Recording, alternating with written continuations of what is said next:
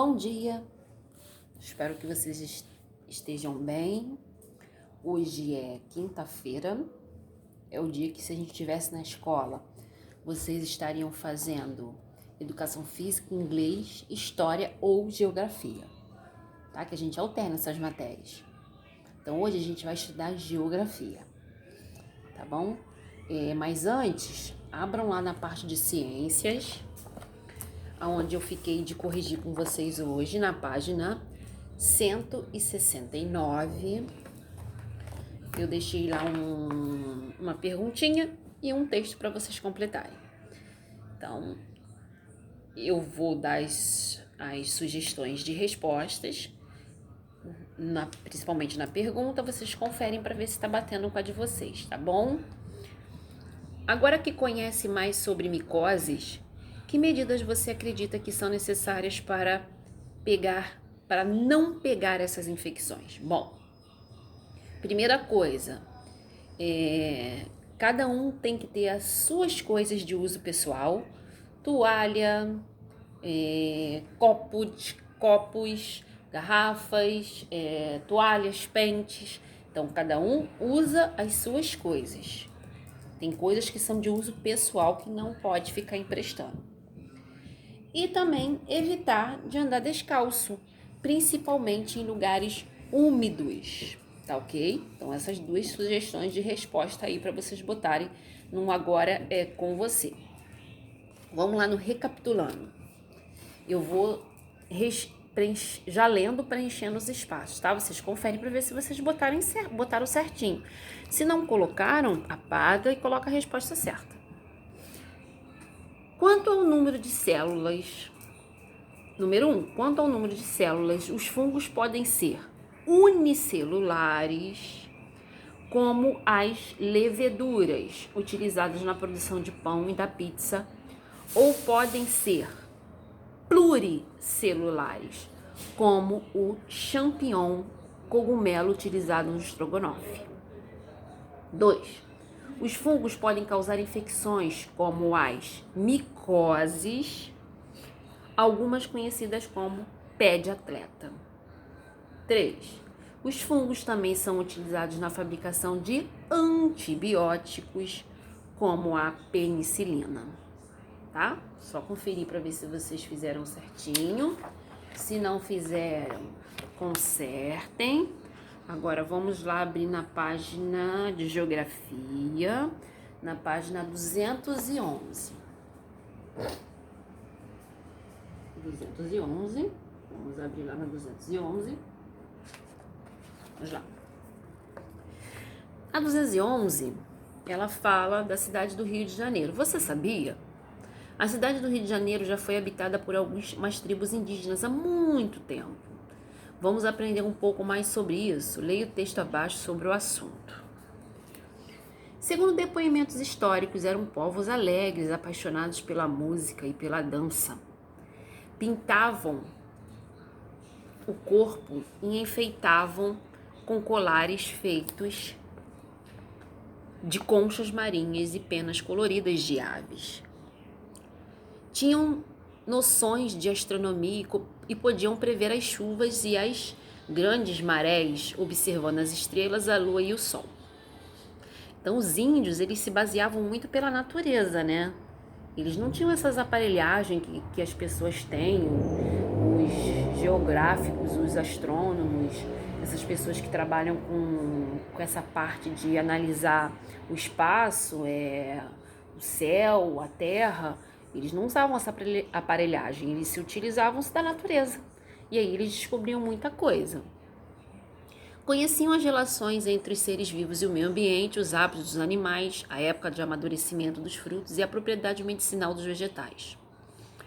Realizavam experimentos genéticos com as plantas, selecionando sementes e testando hipóteses para melhorar as espécies.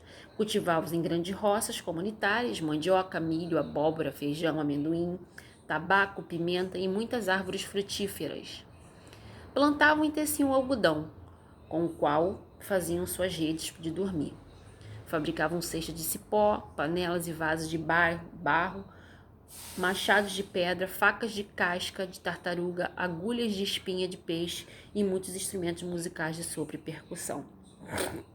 Então, os índios tinham a vida própria deles. Eles ainda têm a vida própria deles, só que agora alguns hábitos eles adquiriram também da gente, né? Antigamente era só mais os hábitos deles. Hoje eles já vivem em reservas, né? Ambientais para eles, mas agora eles têm alguns hábitos também da gente, que a gente costuma ter. Aí, o espaço de pesquisa eu vou pular, tá bom? Fique ligado, a FUNAI é o órgão que cuida dos índios. A Fundação Nacional do Índio, a FUNAI, é o órgão indigenista oficial do Estado brasileiro, criado por meio da Lei 5.371, de 5 de dezembro de 1967. Cabe à FUNAI promover estudos de identificação e demarcação e promover o registro das terras tradicionalmente ocupadas pelos povos indígenas, além de monitorar e fiscalizar as terras indígenas. A FUNAI também coordena e implementa as políticas de produção aos povos isolados e recém-contatados. Então é a FUNAI que cuida dos índios.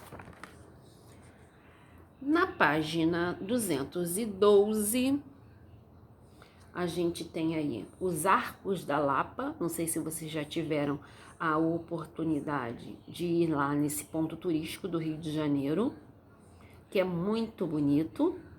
Dizem que é o lugar boêmio do Rio de Janeiro, onde tem muitos bares, muitas festas. Entendeu? É um lugar muito bonito que vale a pena ser visitado por vocês. As marcas de diferentes grupos indígenas nos bairros do Rio de Janeiro. Você sabia que os Arcos da Lapa foram construídos por tribos indígenas que habitavam nossa cidade? Olha que legal, foram os índios que fizeram os Arcos da Lapa. Isso mesmo, esse patrimônio é ponto turístico localizado no bairro da Lapa, na região central do Rio de Janeiro. Foi feito para ser um aqueduto, ou seja, para transportar a água para essa área. Hoje em dia, eles não têm mais essa função. Foram preservados e são uma das marcas da arquitetura da nossa cidade. Além das construções, as tribos passavam muitas tradições e seus conhecimentos falando de uma geração para outra. Por isso que muitas vezes que nós não encontramos registro dessas culturas. Pense nisso, conte para o seu professor e colegas da turma uma tradição de família que você tenha. Algo que aprendeu com os mais velhos que você faça uso no seu dia a dia. Bom, na página 213 é uma brincadeira, que se vocês quiserem, vocês podem ler e tentar brincar, né? Aquele do elástico, muitos de vocês já sabem brincar dessa brincadeira, né? Dá pra fazer com barbante, com elástico. Acho que com linha não, porque arrebenta, né, gente? Mas acho que barbante, elástico, acho que dá. É conhecida como a cama de gato, que vocês já sabem fazer melhor do que eu. Na página 214, aí vocês vão responder. Esse espaço é seu. Depois de tudo que estudamos nas últimas páginas, vamos tentar responder algumas perguntas. Você conhece algum descendente ou habitante de tribo indígena? Se eles são tão importantes para a nossa cidade, onde estão os índios? No espaço abaixo, anote o que você pensa sobre o assunto. Aonde estão os indígenas brasileiros agora? Onde eles estão vivendo? Vocês podem pensar e escrever o que vocês acham, ou vá lá no Google, pergunta para o Google, onde está vivendo a maior parte da população indígena no Brasil? Vocês vão achar lá a pesquisa e vão colocar aqui, tá ok? Aí, para refletir, eu vou deixar vocês lerem sozinhos, tá ok? É um texto bem legal para vocês conhecerem um pouquinho mais dos índios. Aí na página 215, também tem um negocinho lá para vocês fazerem. Agora eu vou deixar uma pergunta para que todos pensem e respondam. Será que foram apenas os portugueses, os indígenas, que formaram a população dos bairros na cidade do Rio de Janeiro? Respondam essa pergunta juntos. A turma toda pode responder. Aposto que as ideias de todos vão ser muito importantes. Nossa, eu adoro quando a gente pode interagir e a gente ficar respondendo, né, gente? Cada um dá a sua resposta. Mas infelizmente a gente não tem como fazer isso aqui. Então cada um vai responder aí na sua casa. Vocês acham que só os indígenas e os portugueses que povoaram a cidade do Rio de Janeiro? Bota lá a resposta e depois a gente vai discutir amanhã, tá bom? Para ver se vocês botaram certo. A gente tem aqui um textinho aqui embaixo. Os cativos africanos, como os indígenas, não aceitaram passivamente a situação que lhes era imposta desde os primeiros tempos. Fugas e agressões contra os opressores fizeram parte das relações cotidianas entre os senhores e os escravos. Os quilombos, redutos daqueles que escaparam da escravidão, existiam em grande quantidade nas terras americanas pertencentes a Portugal, inclusive na cidade do Rio de Janeiro. O bairro do Leblon, por exemplo, tem parte da sua história associada a um deles, o Quilombo de Seixas. Então aqui fala um pouquinho dos africanos, que é uma boa sugestão para a gente responder o vamos escrever, tá bom? Depois eu falo mais um pouquinho sobre os escravos, que foram os negros, né, que vieram para cá serem escravizados, junto com os indígenas que os portugueses tentaram também escravizar, mas eles não aceitaram facilmente essa vida de escravidão, né, gente? E por último, a página 216, vocês vão entrevistar uma pessoa da casa de vocês, tá ok? Escolha uma pessoa de sua família para entrevistar e fazer as seguintes perguntas sobre seus antepassados. Você conhece algum antepassado que seja de outro país? Vocês vão perguntar para essa pessoa que vocês vão entrevistar, ou a mãe, ou o pai, ou o tio, se conhece alguém que já morou em outro país? Se sim ou não. Qual o grau de parentesco com você, da pessoa que está sendo entrevistada? Você sabe de que país veio essa pessoa? Como essa pessoa veio para o nosso país?